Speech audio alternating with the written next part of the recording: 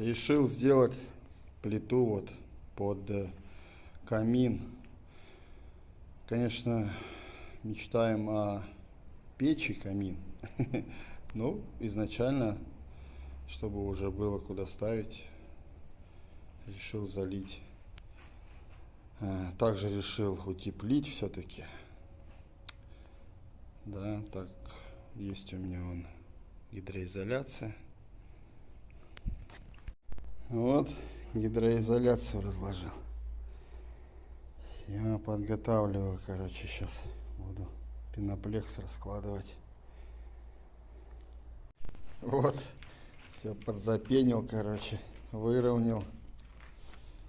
Все, поеду домой, не могу, спина болит что-то. Надо немножко отдыхать и тоже. Вот сейчас буду приступать к заливке плиты под печь-камин. Вот здесь, значит, будет находиться. Потому что вот потолок у меня еще к тому же из доборов сделанный. Только вот в этой плите можно будет сделать отверстие. Тут единственная полноценная плита. Сделал гидроизоляцию, значит, из наплавного, ну, этот, как рубероид, да, наплавной. Потом, ну, видите, пеноплекс, пятерка идет. Запенил, значит. В последней стене у меня еще изнутри утепление идет по всему периметру, то есть 3 сантиметра тоже экструзия. Сейчас буду приступать. Вот сделала палубку, все выровнял. То есть она не будет связана со стеной, будет самостоятельно. Думал, конечно, утеплять, не утеплять. Ну, что-то, короче, решил, сделаю утепление. Вот нашел вот такую решетку. Или с балкона она, либо с подъезда, вот на перила, которые ставят для усиления конструкции.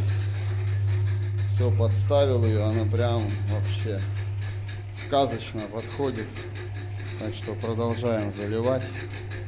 Вот так она будет выглядеть внутри. Верю, что усилит каркас. Еще добавляю фибру также. Так что вперед. Вот так вот пока получается. Вон, сын приехал. Все, вносит свои коррективы. Дочуня. Спит. Красотка. О, у них тут пикник. Папе помогать приехали. Продолжаем разговор. Равняем.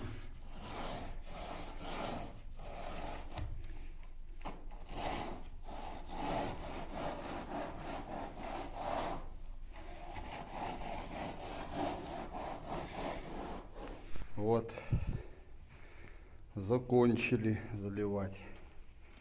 Выровнял. Вон какая красота. Загляденье. Вот, сняла палубку. Такая вот красота получилась.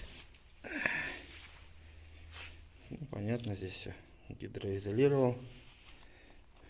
Здесь у нас пенопласт, точнее экструзия.